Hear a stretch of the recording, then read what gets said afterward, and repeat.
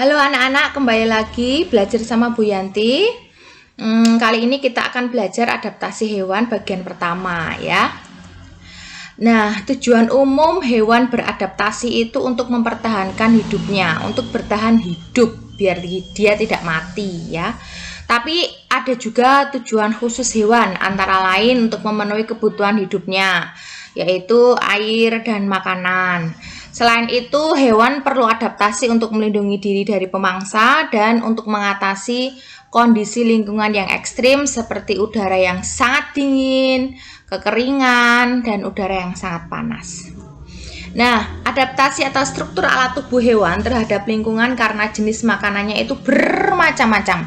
Yang pertama, kita akan belajar adaptasi struktur gigi pada hewan. Yang pertama, hewan karnivora, hewan pemakan daging itu mempunyai gigi taring yang sangat tajam. Itu ciri khususnya ya. Nah, contohnya ada di situ, kamu lihat ada gambar buaya. Lihat taringnya yang sangat tajam, ikan hiu, kucing, ada singa dan ada harimau. Nah, hewan herbivora, hewan pemakan tumbuhan, itu cirinya mempunyai gigi seri dan gigi geraham. Herbivora adalah pemakan tumbuhan. Contohnya hewan kuda, terus kambing, terus di situ ada sapi dan ada rusa. Ada hewan omnivora, hewan pemakan daging dan tumbuhan, hewan mempunyai gigi seri, gigi taring dan gigi geraham. Contohnya ada tikus dan ada monyet atau kera ya. Nah, sekarang bentuk paruh. Bentuk paruh pada burung dan unggas. Ini yang pertama adalah paruh burung pemakan daging. Cirinya kokoh, runcing, tajam, dan agak melengkung. Paruh tersebut digunakan untuk merobek daging ya. Contohnya ada pada paruh burung elang dan paruh burung hantu. Kemudian ada paruh burung pemakan biji. Cirinya pendek, tebal, dan runcing juga. Nah, paruh tersebut digunakan untuk memecah biji. Contohnya pada paruh burung kenari dan paruh burung pipit ya. Yang kuning itu burung kenari, sedangkan yang coklat burung pipit. Nah, sekarang paruh burung pemakan ikan, ini cirinya panjang dan berkantong. Kantongnya itu untuk membawa ikan hasil tangkapannya. Contohnya adalah burung pelikan ya. Kemudian paruh burung pemakan serangga, cirinya runcing dan agak panjang. Paruh tersebut digunakan untuk mematuk dan mengambil serangga yang ada di balik kulit kayu. Contohnya burung pelatuk. Kemudian paruh burung pemakan madu atau nektar. Cirinya kecil dan panjang. Paruh itu digunakan untuk menghisap nektar di dasar bunga. Nah, contohnya itu burung kolibri, paruh burung kolibri untuk mengambil nektar di dasar bunga. Kemudian paruh unggas pemakan cacing. Bentuknya lebar dan struktur seperti gigi di bagian pangkalnya. Jadi banyak orang yang mengatakan bentuknya itu seperti sudu. Nah, paruh tersebut digunakan untuk menahan makanan yang licin agar tidak lepas saat menyaring makanan dari lumpur.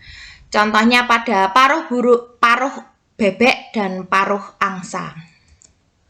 Kemudian kaki burung. Yang pertama, kaki burung pemakan daging. Itu lihat kukunya yang sangat tajam, digunakan untuk mencengkram mangsa dan merobek mangsa atau makanan ya.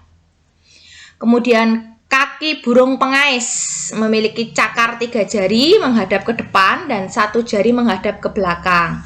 Nah, kaki tersebut untuk mengais atau menggali tanah dalam mencari makan. Biasanya terdapat pada cakar ayam atau kaki ayam. Nah, jenis kaki ini terdapat jalu atau taji untuk menyerang musuh. Yang warna kuning tajam ke samping itu tajinya ya. Kemudian kaki burung pemakan ikan. Nah, kaki mempunyai selaput. Kaki tersebut digunakan untuk berenang maupun berjalan di lingkungan berlumpur. Biasanya terdapat pada bebek, pada angsa, pada mentok gitu. Nah, kaki burung pemakan serangga itu 2 jari menghadap ke depan dan 2 jari menghadap ke belakang dengan kuku yang sangat tajam. Nah, kaki itu digunakan untuk memanjat pohon ketika mencari makanan, yaitu serangga. Contohnya pada kaki burung pelatuk. Seperti itu ya. Kemudian bentuk mulut. Variasi bentuk mulut pada serangga yang pertama adalah mulut penghisap, itu terdapat pada kupu-kupu. Kamu lihat bentuk mulutnya seperti itu, yaitu mulut penghisap. Kemudian ada mulut penjilat, itu pada lalat. Mulut penggigit, giginya seperti itu, kamu lihat itu pada belalang. Kemudian mulut penusuk dan penghisap itu pada nyamuk contohnya. Jadi nyamuk itu selain menusuk tapi dia juga menghisap darahnya, darah manusia atau darah hewan lain atau darah apapun untuk menjadi makanan nyamuk. Kemudian lidah yang panjang dan lengket contohnya pada bunglon, pada cecak, dan pada landak pemakan semut. Ya, landak semut. Itu adalah lidah yang panjang dan lengket. Oke, terima kasih. Itu penjelasan singkat dari Bu Yanti tentang adaptasi hewan part 1. Semoga paham. Sampai ketemu di adaptasi hewan part 2. Dadah.